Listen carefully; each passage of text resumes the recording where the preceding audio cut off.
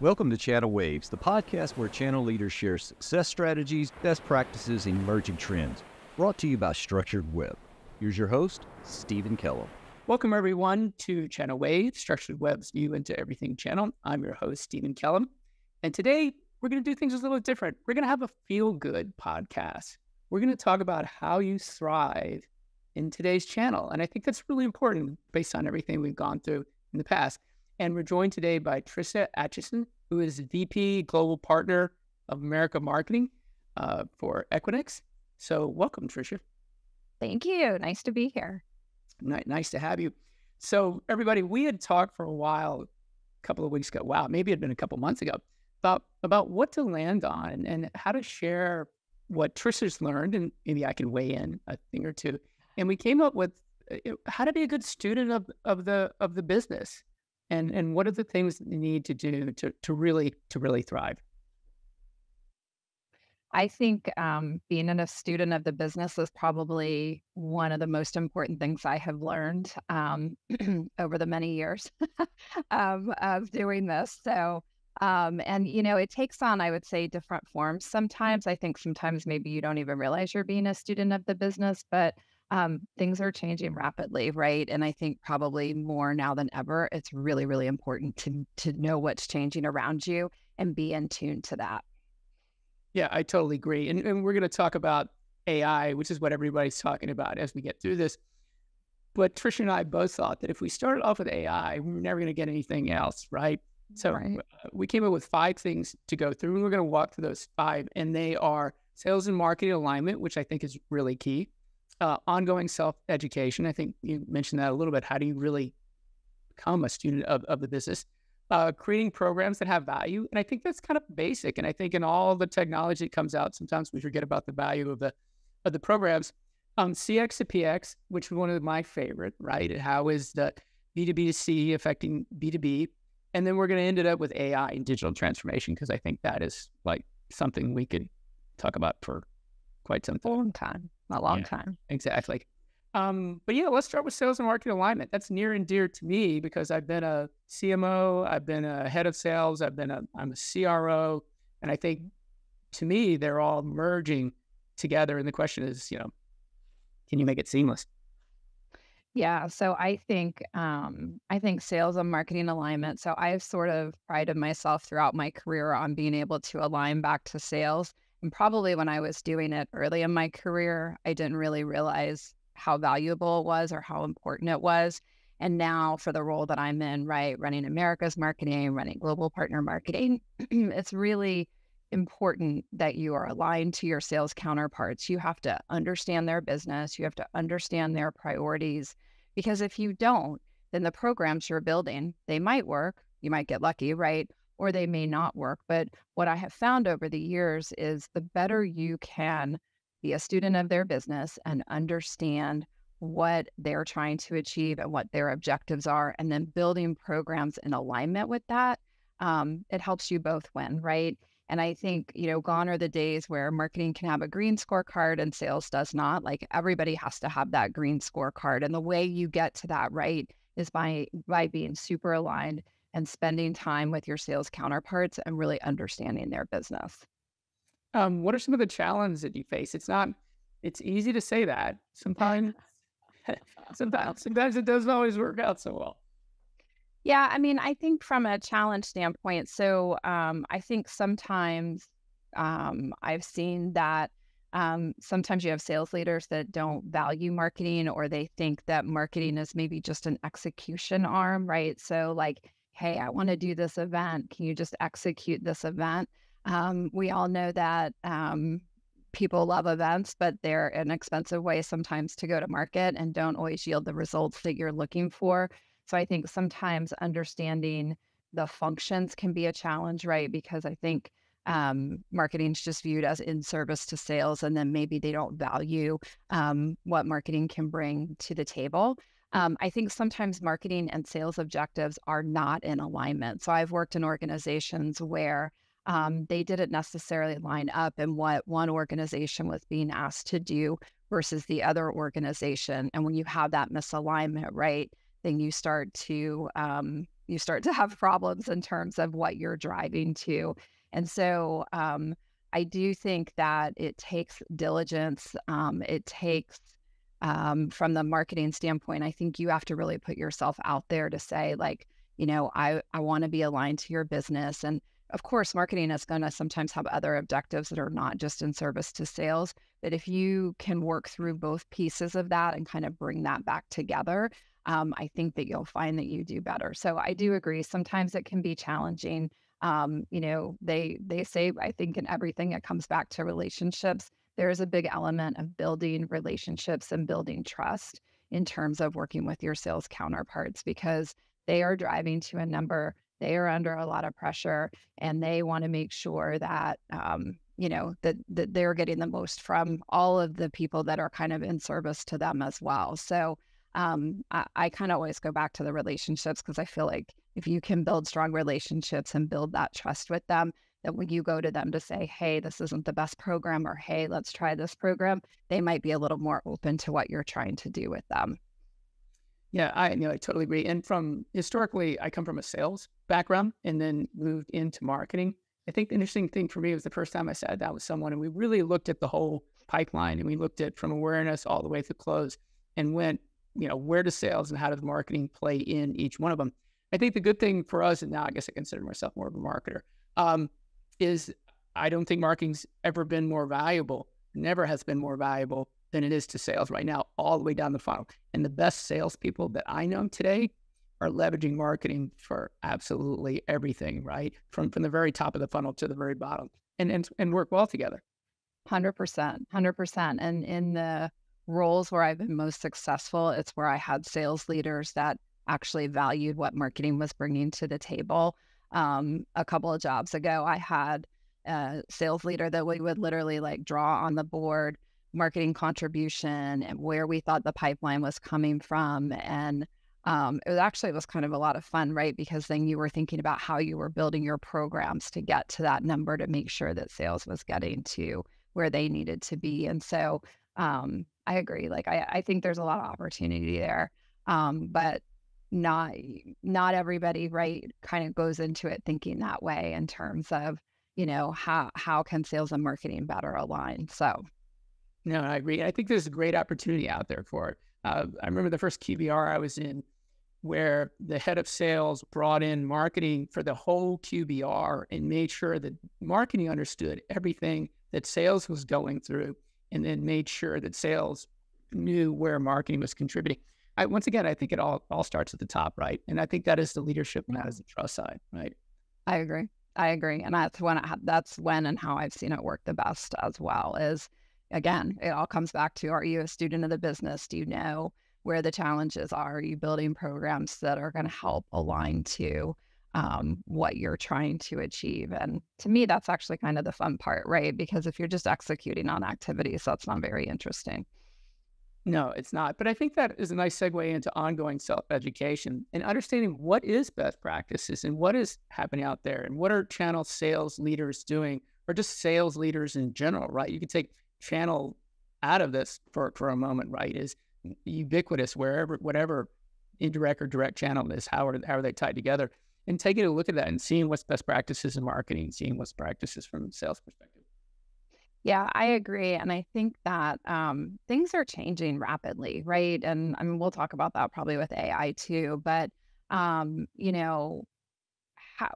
what was best practice or what worked, right? We went through a pandemic. Hey, like nobody was doing in-person events. So like what's working now, right? And, during the pandemic, I think we, both with our partners and with our sales teams, we proved out that, you don't always have to have an in-person event to be successful, right? There's a whole world of digital out there. And there's a lot of things that you can do, actually pretty interesting from a digital standpoint. Gone are the days, I think, where people do kind of these massive, they call them spray and pray, but these massive campaigns, right, where you're just like, can I catch anybody? Now it's, how can I be targeted? How am I using data to help me, right? And so it's evolving. And I think there's so much information out there. Like sometimes I'll be working on something and I think, like, I wonder like what's changed on that. So I'll start to Google stuff. I will reach out to my peers in the industry. Obviously, I participate in some different forums. And so, and those people are great people to go back to and say, like, how are you dealing with this? Or are you seeing this? Like in my last role, I kept getting requests to do through our MDF program to do a proof of concept for partners. And like, there's all sorts of weird implications from a compliance standpoint. And so I went back and I started researching like who is doing this and how are they doing it. And a couple of my peers in the industry that I texted said, nope, don't do it. I was like, okay, interesting, right? And so I think having places you can go that are trusted sources of information are really, really important, and being motivated to go find that information, because whether it's how people are doing events or whether it's how they're doing digital marketing or ABM is a big topic, even in the partner realm, ABM is becoming a big topic, right? ABM alone means like 50 different things to 50 different people. And so to me, that is kind of the fun part, is how this is evolving and continuing to learn, because some of the things that you might be working on are very different from what it looked like even 3 to 5 years ago. And then I recently stepped into this new role at Equinix. So if you step then into a new role, into a new company, they do things differently, right? And they may have a different customer base or a different customer segment that they care about, or they might, focus on different verticals. And so you just have to be constantly learning, because the stuff is all going too fast. No, it is. And by the way, I agree with you. The connections, I think, are the biggest thing. Every time I do a roundtable, a marketing roundtable, or every time I do some of the things that Rod Baptiste, right, when we do those breakout sessions, to me, the biggest thing, and I tell people, is look across the room, because these are the people that you can lean on. And in this small community, there's just no reason why you shouldn't, right? I've never been involved in industry more where people are willing to connect and help than I've seen the past 10 years or so. Yeah, I was going to say they are always willing to help, right? If you're working on a strategy around marketplaces, right? That's new for a lot of companies, but there are a few folks out there who have done a pretty good job of trying to embrace that and figure that out. And they're willing to share with you, right? I agree. Like some of those industry conferences, you are amongst your peers. And I can remember years ago, I was invited to kind of like a round table of my peers. And I was like, well, this is interesting. Like, is anybody going to talk in this? Oh my gosh. First of all, we all had the same issues, like no matter whether you're talking about MDF, like, or program levels, whatever you were talking about, we all were experiencing the same challenges. And everybody was willing to share, because here's the thing. There's so much nuance once you get back into your company that it's not even going to look like whatever somebody else is doing anyway. So I think the channel is unique, and working with partners, and that we're sometimes a little more willing to share best practices and some of our struggles, just because in some regard, if we all do it well, we all kind of win from doing it well together. So I don't know. That's been kind of interesting for me, because I don't know that that's true in all industries. It's not. So, and I can say this wholeheartedly, right? I think in the technology space, it's very unique, and anybody listening out there, they should appreciate and take advantage of that, because I've worked in the automobile, I've worked in fields outside of it, heavy manufacturing. It's different. People are very, very tight-lipped in those conferences. So I think it's one of the coolest things there. And anybody who's not connected should figure out how to do that. Completely agree. Yeah. And that's a good segue into the next one. One of the things we talk a lot about is how to build programs that have value. And I'm really interested that POC you talked about in MDF, and it's one of the biggest challenges out there. How do you build a unique MDF program that actually has value to partners? I kind of like the POC. It's kind of interesting that you said that, because it has a natural appeal to me, having been a former partner, but I understand some of the challenges there. Yeah. Yeah. So I think, partner programs are another area, right? Like this whole podcast is tied to how things are evolving, right? Partner programs are evolving. I think over the last few years, you have seen some of the larger vendors change their programs a lot. I think some have been wildly successful. I think others have struggled. I think what what vendors are trying to get to is how do we reward for the things that we value, right? Because there's certain things that we value within our ecosystem. Um, but I also think that um, partners are dealing with a lot of different vendors and they're looking for return, right? They want to know that if they're going to invest, whether it's putting their people through enablement, sometimes programs charge people to be on them, whatever, right? They want to recognize that return.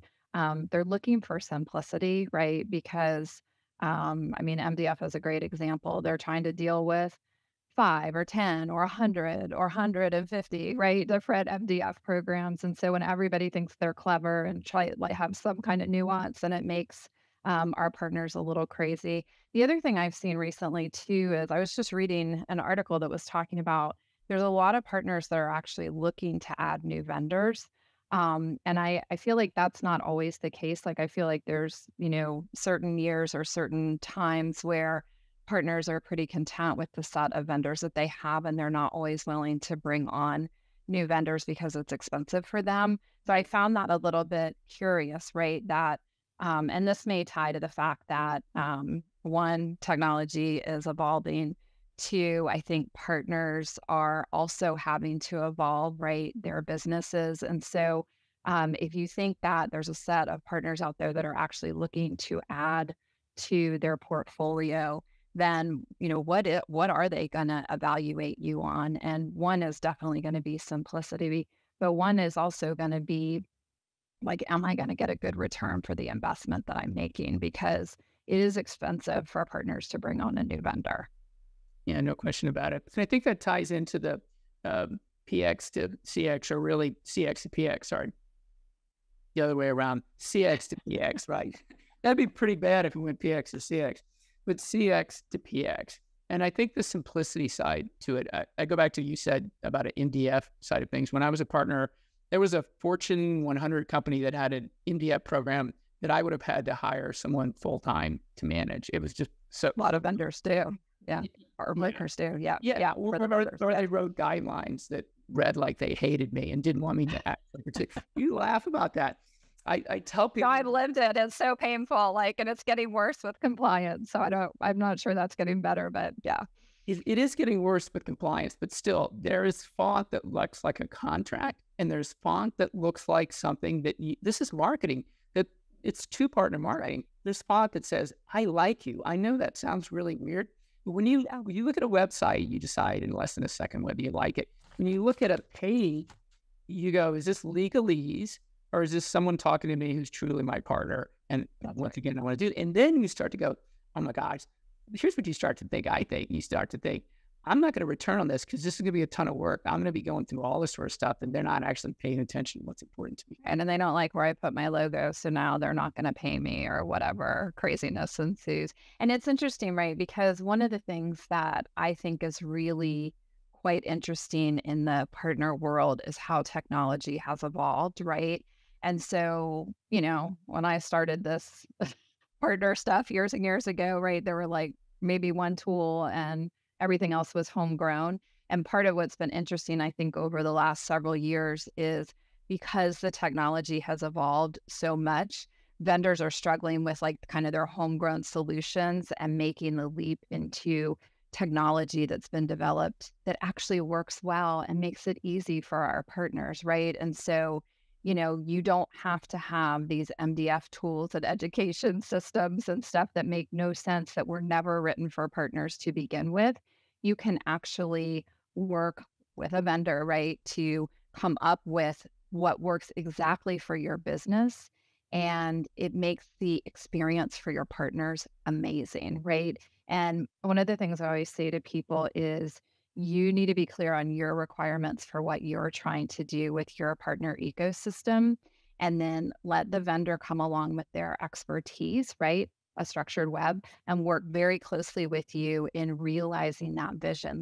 It's a very, it's a very cool time to be working on some of this, right? Because I can tell you, when I grew up in this partner world, we did not have those tools. And every time something in the company was rolled out, it was never for partner. It was always for, direct sales or whatever. And now, like, there's so many interesting things, and it can be so beneficial to your partner community because they can track real time, like what's going on with their rebates or what's going on with their MDF or how are they performing on, their enablement, right? There's like all these really cool things. And so I think that like having the experience of your partners in mind as part of your overall program, right? Simplicity is important, but the experience is important, right? Because to your point, who wants to read a contract that sounds like they're yelling at you? Like you want to say like you're super important to our business and we're going to treat you as if you really are a partner to us, right? In terms of how we work together. No, I think if you think of everything in terms of two-partner marketing and four-partner marketing, the two-partner side includes a contract. You can make guidelines with nice images and make someone feel like it's successful, right? And that's just on that side. But I think that you're right. This all ties to CX and PX. And I remember when single pane of glass used to be this vision like 10 years ago. Oh my God, you had an MDF, you had a rebates. Maybe you were lucky if you had rebates that were done well, and then you had incentives, and maybe you had a PRM, and they were all over the place. And I think today the expectation, and I think this is a CX PX, is a single place, a single pane of glass. And I think not only is it important visually to get the partners going, but I think then the data becomes something both for you and for the partners that you can actually leverage, right? Oh, and I think that the data is what's so powerful, right? Because that's then where you start to see where the opportunity is, how one of the things we talk about is, understanding like how you fit into the partner, right? So, you may think like, hey, I'm doing great and I'm like successful with this partner, when really you're only like you've only tapped into a tiny fraction of what they're capable of, right? And so, the more you can use data to drive that conversation and how you engage with your partners, I think it's really, really powerful. And, one of the things I love about my new role is my company is very focused on data science and data intelligence. And so, back to that conversation around how you're targeted and how you're going to market, I feel like we do it the best of any place I've ever worked. And that you can have that with your partner ecosystem too, right? And so it helps you as a vendor be smarter in terms of where you're investing and who you're working with, but it also helps your partner in terms of recognizing the opportunity, because sometimes they may not realize until you go back to them to say like, do you see like we could be adding on to this, there's an opportunity here, right? Like data helps you do all of that, and in this day and age, we should be using that for sure. No, I totally agree. And I think that ties into the last one, the AI, right? So generative AI. So what are your thoughts on that? It's interesting. That conversation around AI is coming around. Like I've listened to some podcasts on it, right? There's a part of me that's like slightly terrified because it could be a little bit scary. But part of what I think about is so AI is going to maybe help some people do their jobs better. And that, and I don't know, people are worried about it might take some jobs. But what I was thinking about when I was thinking about AI is it's also going to impact business, meaning, like if I'm a partner, I would start to think about like, is AI going to generate more data, right? So does that mean people are going to maybe need more storage? Does it change how we think about security, right? Because, people are already flipped out about how some of this works out anyway, right? And so I was trying to think about it more from a business implication in terms of how it actually can help businesses, right? Versus, I think people are a little afraid of it. Like, and listening, then one of the podcasts I listened to, it's like, is this going to be used for good or is it going to be used for evil? And like, oh my gosh, what are we going to do? And my thing is like, well, it's coming and it's kind of here to stay. So I would say, let's not fear it, right? Like, let's figure out how we embrace it. But I actually kind of view it in a different light, in that I think it's going to create opportunity, because it is going to be part of how we operate, but it is also going to do things like generate more data. And so we are going to have to figure out how to manage to all of that. So I think I would say I view it more as an opportunity. And I think we probably still, speaking of being a student of the business, still have a lot to learn in terms of what we do with AI. No, I agree with you. I think of it in a couple of ways as well. I love the idea you're already talking about. How do you make a practice out of that? Sorry, I'm an optimist. I always look Right? at things, and I think it's how you live your life. I don't know about you. Yeah. Every time there's been a change in my life, 95% of it's always been for the good. And there's some That's things right. that, look, that we can't control, but it's coming and it's here. And I'm an optimist. And same thing. Maybe I go back to my inner partner. That's a really cool practice. When all the security issues come up, okay, that's a really cool practice. That's right. And cloud came up, well, okay, that's a really cool practice. When AI comes up, someone is going to need to have to be the expert in how to understand all of this. And I think it's a huge opportunity for the partners that do embrace it to become experts. And I think, especially, I'm an old managed service provider. That's what I was, right? So I think of building a relationship with a customer from my clients were 100 to 500 people, right? The SMB market. And they needed somebody that could help them on the technology side. And Right. what a great opportunity.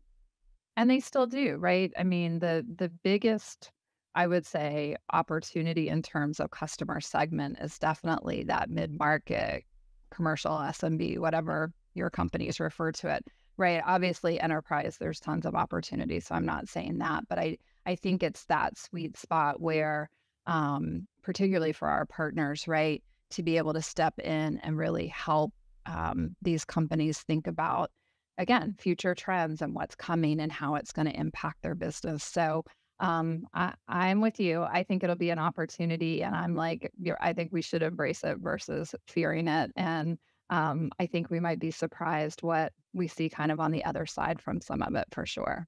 Yeah, I totally agree. Okay, Tricia, thank you. It's been a great 20 minutes or so. Any last words of wisdom you'd like to throw out there?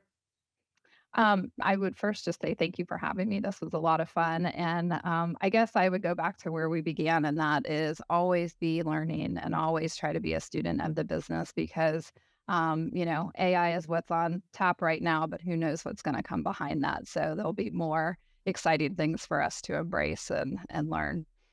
Okay, and I'm going to wrap it up with going back to what you said. I think relationships and having other people to go to, and especially in times of growth, things like AI are so important. So what's the best way for people to get connected with you? Speaking of connecting. Speaking of connecting, you can find me on LinkedIn. I am Tricia Atchison, so super easy to find, and I'd be happy to connect with you. All right. Once again, thank you, Tricia, for joining us. Thank you, listeners, for joining us today. Have a great day, everybody.